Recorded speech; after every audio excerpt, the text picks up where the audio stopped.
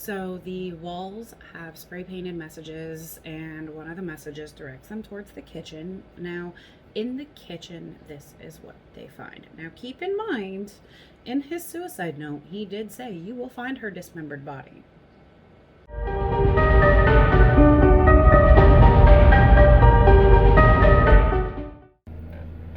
Hey guys, welcome back to my channel. Welcome to the first video of the newly revamped for 2021 channel. As you saw in the last video, we are going to be taking this channel in a different direction. If you want to know how and why and all of that good stuff, I will leave that video down below so that you can go watch it. We are not going to get into that today. We are going to be talking about our first New Orleans murder, really. So as I stated in the last video, because New Orleans has such a rich paranormal history, and with everything going down with the Ouija board, that is just that's kind of where I am right now. It's something I've always been really interested in, but yeah, we're not going to get into all that. So we are going to start with notable people, not just notable locations, which, don't worry, we are definitely going to get into that because New Orleans has a very rich haunted history, locations history. Okay, today we are going to be talking about Addie Hall and Zack Bowen. This was actually a relatively recent ordeal. A lot of the ones we're going to talk about are back in like the 1700s, the 1800s, the early 1900s. But we're talking about something that happened back in 2006 today. I really wanted to kick this series off with a bang, and this is definitely going to have you having some moments going, what the hell? Okay, so let's go ahead and get started. I'm going to link everything, or I'm going to put everything in the description box that I am using, but I'm not gonna do a full in-depth 1000% tutorial. What I will be focusing on though is when I get to my eyes, I will tell you the shade names that I'm using and the brushes. You're being forewarned. Okay, so let's get started. I have already primed my face with the Pure 4-in-1. I'm debating if I want to just dive right into eyes. I have hiccups. Debating if I want to just dive right into eyes, or let's just dive right into eyes and we'll go from there. So I'm going to do my brows off camera and I will be right back. So, Addie Hall and Zack Bowen. While I get everything together, we're going to go ahead and get started. So, on October 17th, 2006, around 8:30, NOPD, which is New Orleans Police Department, received a call from the Omni Royal Orleans Hotel. A man's body was discovered at the top of the parking garage. When NOPD arrived on the scene, his body was badly mangled, and they, at that point, had assumed it was a suicide, and the coroner found a note in the man's back pocket saying, "This was not accidental. I had to take my own life to pay back the one I took. If you send a patrol to 826 North Rampart Street, you will find the dismembered corpse of my girlfriend Addie in the oven, on the stove, and in the fridge, along with full documentation on the both of us and a full signed confession from myself signed Zack Bowen. Okay, so let's backtrack. Zack Bowen jumped onto the parking garage. We haven't gotten to where he jumped from yet, but he jumped off of something onto the parking garage, committed suicide. Then, well, before all of that, went through, wrote a note to send a patrol car to his house. Okay. So we're going to use the Jaclyn Hill X Morphe Dark Magic palette. And I'm going to go start with Poof. So, NOPD sends a patrol car to 826 North Rampart Street. The apartment was above a voodoo spiritual temple. Now, if you know anything about New Orleans, well, don't worry, we will later get into voodoo, not in this video. But New Orleans is like, the amount of religions that are practiced here, it's like Heinz ketchup. It's a mix of everything. You have so many branches of Christianity, then you have voodoo, then you have hoodoo, then you have other occult. So the apartment was above a voodoo spiritual temple. Now, when NOPD went into the apartment, it was cold. Now, October. Okay, so this is October 2006. October here isn't really cold. It usually stays pretty hot. We usually don't get cold until like November-ish. And even then, it's not always cold. Like, we're in the beginning of January. Most people have snow. And if it's like 60 degrees outside right now. So we don't get cold. So, NOPD goes into the apartment and the AC is on. And all of the walls have spray painted messages on them. Messages like, I'm a failure. One message left detailed instructions for them to contact his ex-wife and tell her that he loved her. Now, so you're in a relationship with Addie. You dismember her, put her in the oven, fridge, stove. Before you go commit suicide and have a confession for all of this, you spray paint a message telling authorities to reach out to your ex-wife and tell her you love her. Okay. So then there's also a message directing NOPD to the kitchen.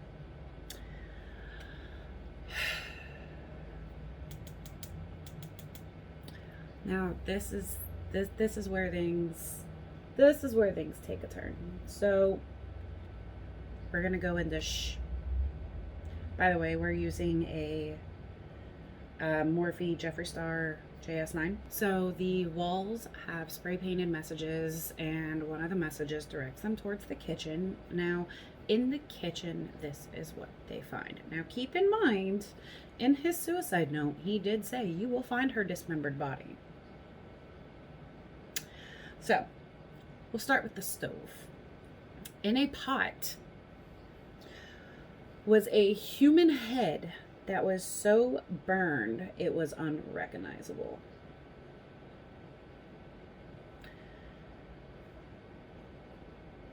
In another pot were hands and feet. Are y'all starting to see a trend? So, and then when you open the oven, we're going to open the oven now. There is a roasting pan. Y'all know what a roasting pan is? It's like that thing you cook your turkey in. Now, in this roasting pan were human arms and legs. Now, if that's not weird enough for you, the human I'm gonna keep saying this because this next two parts are gonna have you going, what the actual. So they open the oven and they see the human arms and legs, human limbs, we'll say limbs. Upon further inspection, they notice the human limbs are seasoned. Yes, they are seasoned. On the counter, on a cutting board, was cut up potatoes and carrots. So, here's where we are so far. On the stove, in a pot, we have a head so badly burned it's unrecognizable. In another pot, we have hands and feet. In a roasting pan, in the oven, we have seasoned limbs. Seasoned, I mean like, he put like salt, pepper, maybe some Tonys. Okay? And then on the counter, we have cut up potatoes and carrots. I'm pretty sure he was making an Addie stew. But wait, there's more. They then open the fridge because he did say you will find her dismembered body in the oven, on the stove, and in the fridge. They open the fridge, and in a large plastic bag is Addie's torso. Now, going back to that suicide letter, let's go in with potion. Going back to that suicide letter, he said that you will find documentation of like them, and then a full signed confession.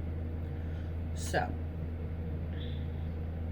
they find Addie Hall's journal, and in this journal he wrote an 8-page confession.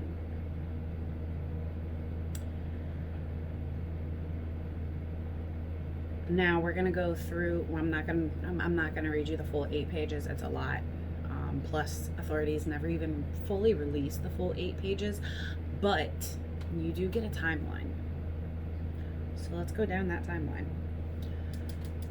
On October 5th at 1 a.m., Zack Bowen, in his exact words, calmly strangled Addie. Calmly. He specifically said calmly.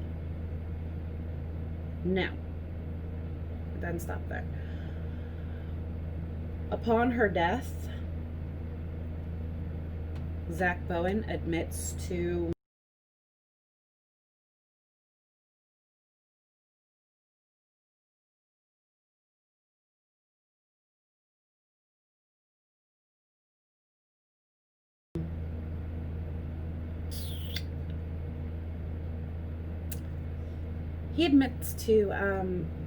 multiple times, mind you, sexually violating her corpse until he eventually passes out next to it.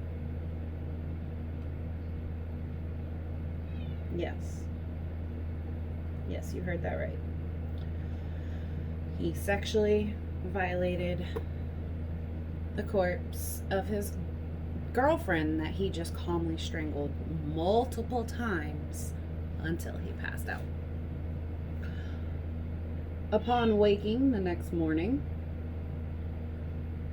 Zack got up and went to work like nothing happened. Wait, how can you wake up next to a corpse that you strangled and sexually violated and then just go to work like nothing happened? How can you do? Moving on. So he goes to work, and when he gets off of work, he comes home, and he then moved Addie to the bathtub. Now we're going to go into inside job. Moved Addie into the bathtub, where using a knife and hacksaw, he dismembered her body. So that is how we have come to find the torso in the fridge, The limbs and the seasoned limbs and the I can't say that with a straight face. Real life Hannibal Lecter here. Seasoned limbs inside the oven, an unrecognizably burned head, and hands and feet on the stove. So that's how she became his next meal. But he wasn't sure what he was going to do with her, so after he dismembered her, he put her in bags in the fridge and then took the time to meticulously clean the bathroom where he had just dismembered his girlfriend that he sexually violated after he calmly strangled her to death.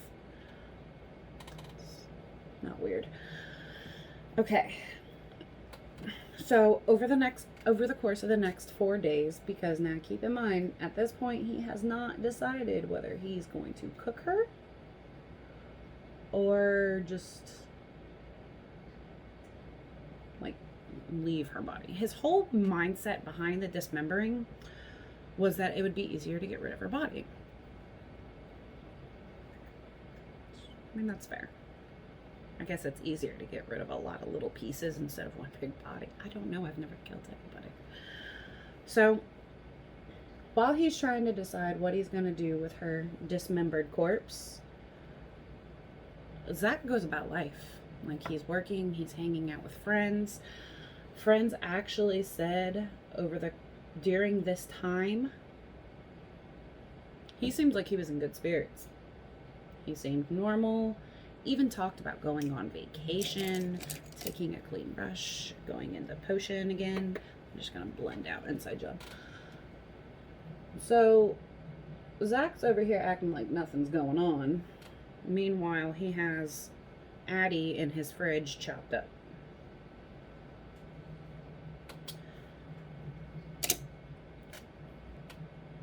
Now, after the 4 days, after the 4 days, he decides he is going to cook her. There's no log in his confession as to why he was going to cook her, but he was gonna cook. He decided he was gonna cook her. So we know he dismembered her to make it easier to dispose of. We don't know why he wants to cook her, but he decides he's gonna cook her. So, oddly enough, okay, so we're going into power cut, by the way. Sorry, this shade right here. Oddly enough, none of the limbs or the head or anything like that had actually been eaten off of. They were just, seasoned and being cooked. But there were no human remains found in Zack's system during the autopsy. However, his autopsy did reveal that he had cigarette burns all over his body. So that leads us to question, did Addie do it? Or did Zack Bowen, who clearly has like mental issues at this point, do it to himself? So we go back to the journal now. In the journal, he states that he burned himself with cigarettes for every year that he was a failure. That's a lot of cigarette burns. So we're gonna backtrack just a little bit here, and we're going to talk about how Zack came to commit suicide. Zack, on the night of October 17th, was at the Omni Hotel, obviously, because that's where his body was discovered. Now, upon security cam investigation, authorities find that Zack had been on a terrace, and been there for a while, drinking, looking over the terrace, drinking some more, looking over the terrace some more, until eventually he downed his drink and jumped. Now, in his suicide note, he did direct authority to Addie's body. So at this point, he's obviously remorseful, probably suffering from PTSD, because he was in the military. He was in the military. He was a former military police officer. He had received a NATO medal, a Presidential Unit Citation for his service, and had an honorable discharge. Because he was only given a general discharge, that disqualified him from receiving like the education benefits that the military offers once you join. And that was something that really bothered him. And being stationed in Iraq, he had PTSD. So that explains his mindset.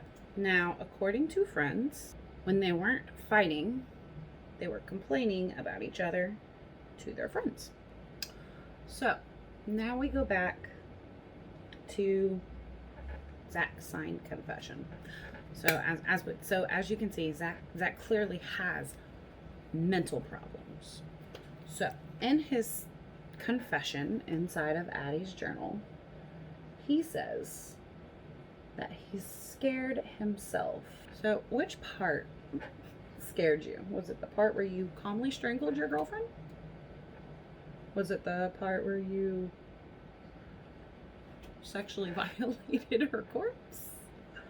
Because I mean, he really actually doesn't entirely go into like 100% detail inside his confession about what scared him. So I'm just curious at this point. Did the fact that you sexually violate your dead girlfriend of 1.5 years, is that the part that scared you? Because that's one of the parts that really just, that's one of the parts that really just has me going like, wow, you did that. So he says he scared himself, and he says that not only for being able to calmly strangle her, but his lack of remorse for his actions of killing the woman that he loved for 1.5 years. Keep in mind, he has cigarette burns all over his body that represent every year he was a failure. He has taken the time to spray paint all over the walls that he's a failure, and to contact his ex-wife and tell her that he loves her very much. He jumped off of a terrace onto a parking garage with a note in his back pocket directing authorities to his apartment, admitting he killed his girlfriend. Now, I'm not condoning this in any way, shape, or form here, guys, but that sounds like remorse to me. Like, that sounds like, hey, you clearly have some mental issues. There's no doubt about that. But you also, you have some form of remorse. You just killed yourself because of what you did, and because you're a failure. Now, you don't actually hear about why he thinks he's a failure, and that kind of bugs me, because I really want to know what makes you think you're a failure. I mean, because you received numerous numerous awards from the military. It's not like it's the best thing in the world, but you received awards. Why are you a failure? Now, I also haven't really been able to find any information as to why him and his first wife got a divorce. I'm gonna go ahead and assume it's because of the PTSD or the calmly strangling people. Because I mean, that takes a toll on people. That takes a toll on a person. So in his confession, he's sitting there saying that he doesn't feel any remorse and that scared him. And these are kind of like the moments where I wish like certain serial killers weren't dead, because if you weren't remorseful, then why did you kill yourself? Shame? Were you ashamed? Going back to friend statements, the weeks before, now keep in mind 4 days before, like, he had killed himself and cooked his girlfriend, he was hanging out with friends. Friends said he was normal, but friends also stated that he had filled his free time with good food, good drugs, and good strippers. Now, in his long 8-page confession, he claimed that these weeks were enjoyable for him. So we have a dismembered Addie, a dead Zack, and a full 8-page confession to what he did. We're going in with poof on the lower lash line, by the way. So obviously the case was closed because they had the guy. He was dead, but they had the guy. And everyone just kind of moved on with their life. I really just want to know, why did you cook her? You didn't have sex with her dead body. Anyone else? Anyone else want to know that? But our story does not end there. So yes, both of them are gone. But now keep in mind that their apartment was over a voodoo temple. Now the apartment was not rented back out. In fact, the owner of the apartment, same person that owns that voodoo temple is above, decided to turn it into a museum, basically. She leaves like all of the spray paint on the wall. Now obviously like Addie's remains are not there anymore, but neither are the pots, because that's evidence. Like, they're not gonna leave pots and pans that body parts were in. But she puts pots and pans where these items were placed. And people could legitimately pay to walk through that apartment and look at what it would have been if you had walked in. Now, people said that it was in poor taste. Like, how are you gonna capitalize on something like that happened? Like, that's awful. But that's not all.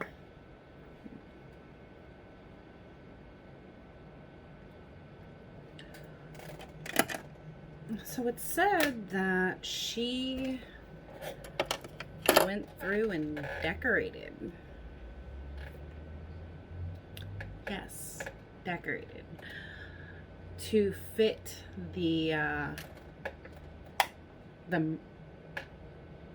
homicide theme.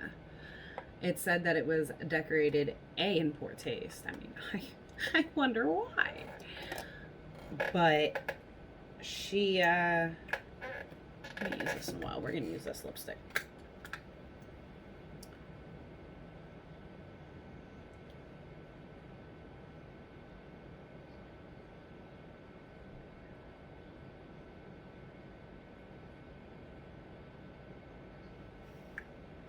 She had used like fake blood, fake body parts, etc., to capitalize on the fact that her tenant had become one of the most